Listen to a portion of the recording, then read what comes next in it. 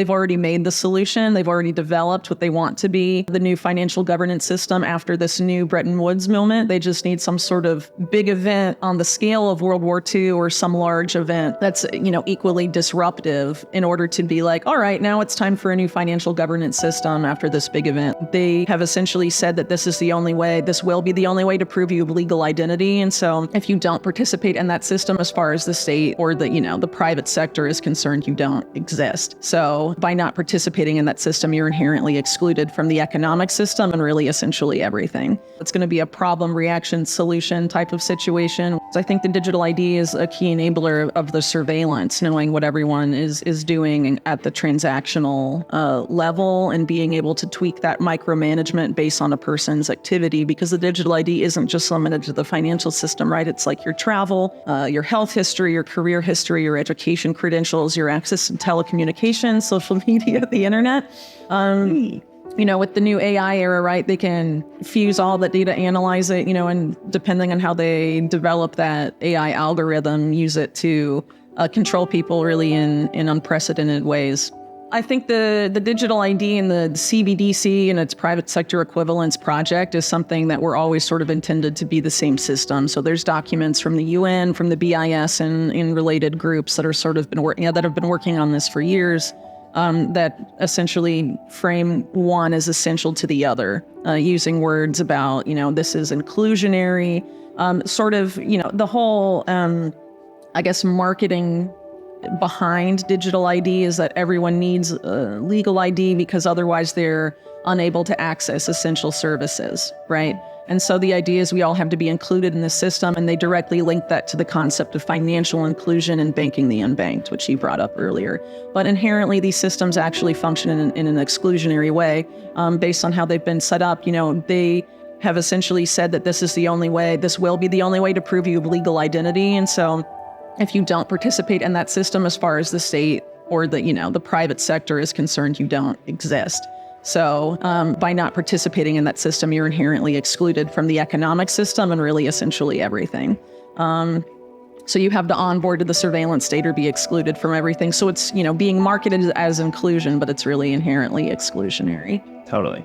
So how does this system get triggered? How do we move into the Mark Carney-ism? Well, I think they sort of give it away when they say that this is the new Bretton Woods movement that needs to be seized. So Bretton Woods was what came out of World War II essentially, and was the creation of a new financial governance system after World War II.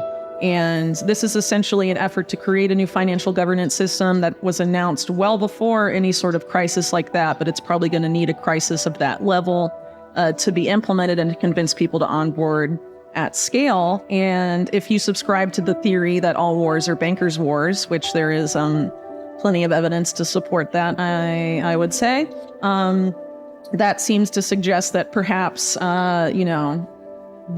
is the it's going to be a problem, reaction, solution type of situation where they've already made the solution. They've already developed what they want to be the new financial governance system after this new Bretton Woods moment. They just need some sort of big event on the scale of World War II or some large event that's, equally disruptive in order to be like, all right, now it's time for a new financial governance system. And I think the thing that's so interesting about this debt bubble exploding is that when you know that the debt bubble is going to explode and you want to explode it into the new system, the way that you sort of trigger that into the system that you want to get the masses to go with you is you actually want to have the most debt obligations on the record, on the board, so that when the system pops, they'll all pop. When the debt bubble pops, every debt bubble will pop.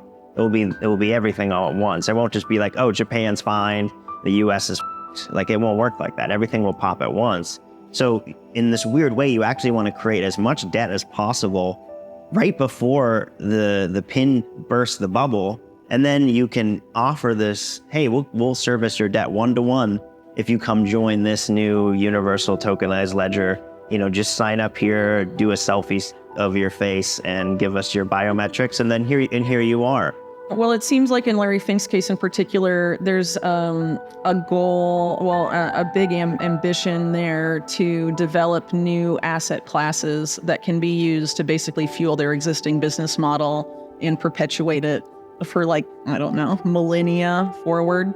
So one of these that I've been writing about for a few years is the whole idea of natural assets, what they call nature's economy. And one of the groups that has been sort of propelling this forward, at least one of the earlier groups, the Intrinsic Exchange Group, which is a product of the Rockefeller Foundation and the multilateral development banking system, has a graphic on their website called The Opportunity, and they show there the existing amount of assets in the world economy, and then show what if we unlock natural assets, how nature's economy, it's like 6 times the amount of existing assets in the economy today.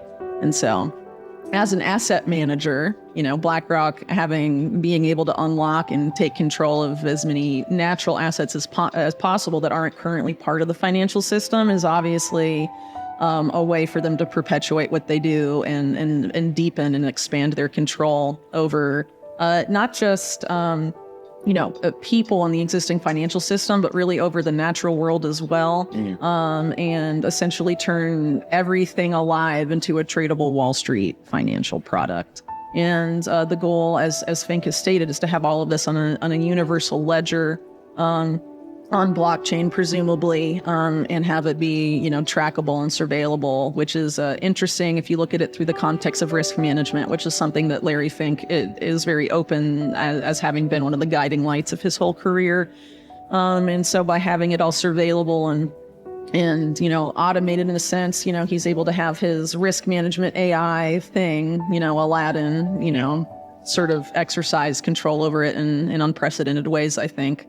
For their benefit. And then, of course, a lot of what's happening now as we're moving into this new financial governance system is the push to change all of the infrastructure towards this, quote unquote, green model, I guess, or decarbonization, right? Which is, of course, interface with the global carbon market, but not necessarily so, like it doesn't have to be. But the push is obviously to create a bunch of new infrastructure all over the world. And BlackRock is positioning themselves to be one of the key players in that space. They acquired, I think they're called GIP, one of the biggest infrastructure, developers in the world. And I think one of their top guys at Davos just a few months ago was talking about how they're betting really big on infrastructure going forward. And it's going to be one of the biggest investment opportunities of the next several decades, actually. So I think they're quite ambitious. And, if people aren't aware of this, I'm sure they'll get away with it, but we'll see. One of the things, too, about the natural asset thing, at least as far as the natural asset corporation model is concerned, is that you literally just go into a forest or you go to a river or lake and you identify the natural asset. And then at no cost to you, just after identifying it, you issue shares in the natural asset, a lake, a forest, whatever, and then you sell those shares to sovereign wealth funds, asset managers, whatever, and then you have an IPO and generate all this money. I mean, it's literally just pointing out something outside and being like, this is mine, I'm going to fractionalize it and sell it to people, and you're producing money in out of thin air, essentially. And you're able to do that. I mean, the natural world is vast and huge, and they're doing this, they're financializing it all as framing it as the only way to save the planet. But really, it's the only way for them to save their insane debt racket. Right. And it's funny, too, because, I think there's a parallel here that you've talked a lot about where it's like, pay no attention to the man behind the curtain playing with the blockchains and who's validating the blockchains.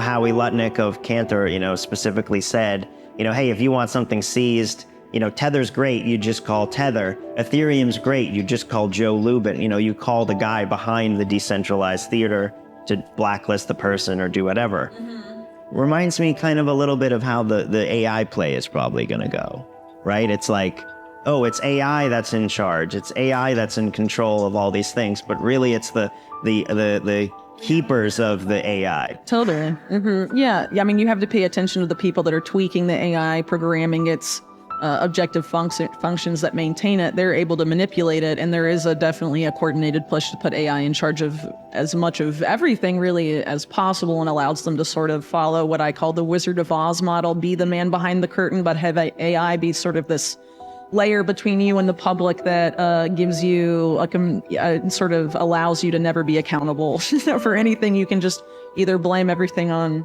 the AI or say like AI is superior to human intelligence and therefore, it's not our fault and we should trust what it says. Computer says yes, computer says no. And, I think it's very likely that AI following that same model is going to have a very big role in this coming, digital financial system. Well, I think the selling point that we're going to be seeing soon are these same guys saying this is the free market solution to climate change. Right. Let's let the free market resolve the environmental issues that we're facing.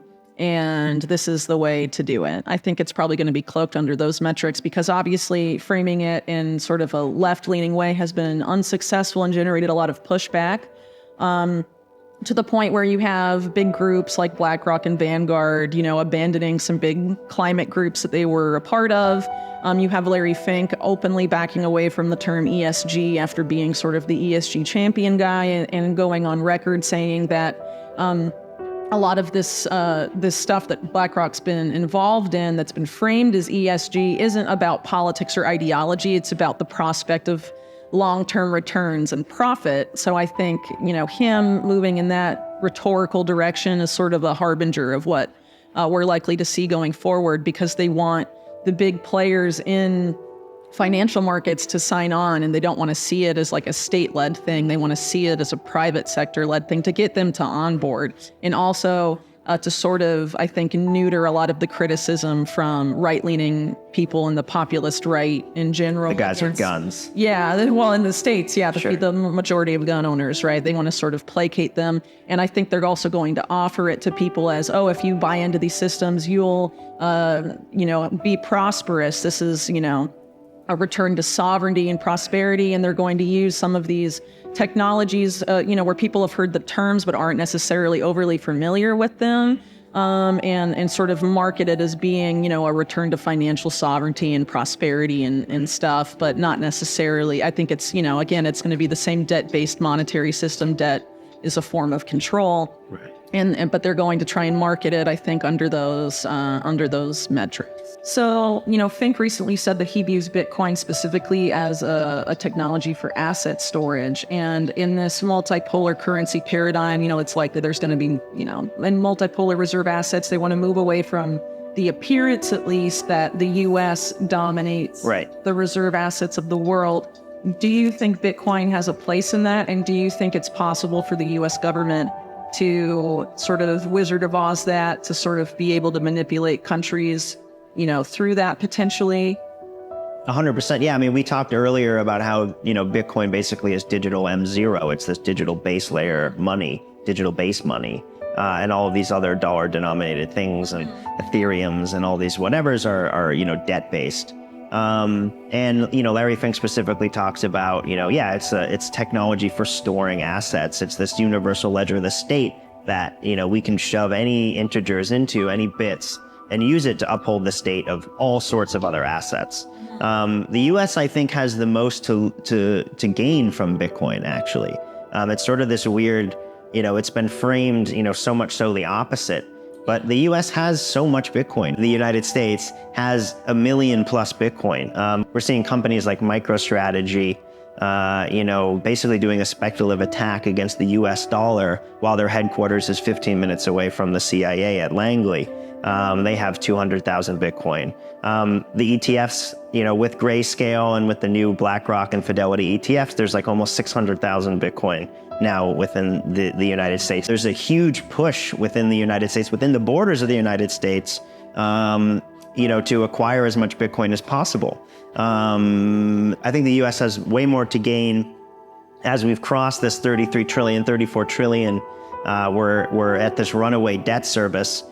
Where do we print money and retain our economic hegemon? We can actually inflate the dollar into Bitcoin, this demand inelastic asset, and uphold the economic hegemon of the dollar, using Bitcoin basically as this digital M0 to offset. And now we're seeing Basel III laws coming into the play with capital requirements, where if you want to hold $100 million of Bitcoin, you need to hold $100 million of dollars. on the books as consumer protection. What that actually means is if that $100 million turns into $10 trillion of Bitcoin because of an insane price explosion, now you need to hold $10 trillion. So they've created this tethering, no pun intended, but also probably pun intended, of the dollar system to Bitcoin. And, you know, they want to control where this debt bubble pops. And now they have the perfect vacuum to suck up the dollar debt. So, you know, within Bitcoin circles, it's been framed for a long time as the answer to fiat, to the debt-based monetary system. But what you're saying is that the powers that be in the U.S. are poised to use it to perpetuate us into the new era of the debt-based monetary system. Yes, I am, for sure. You know, we have to make sure Bitcoin doesn't just become an asset that's paperized and you trade it with shares on BlackRock's iShares IBIT ticker. And instead, we really focus on making it a currency that can be utilized by everyone in the world, and that billions of people can hold, you know, Bitcoin in a self-sovereign, self-custodial way. And it doesn't just become the settlement network for central banks around the world.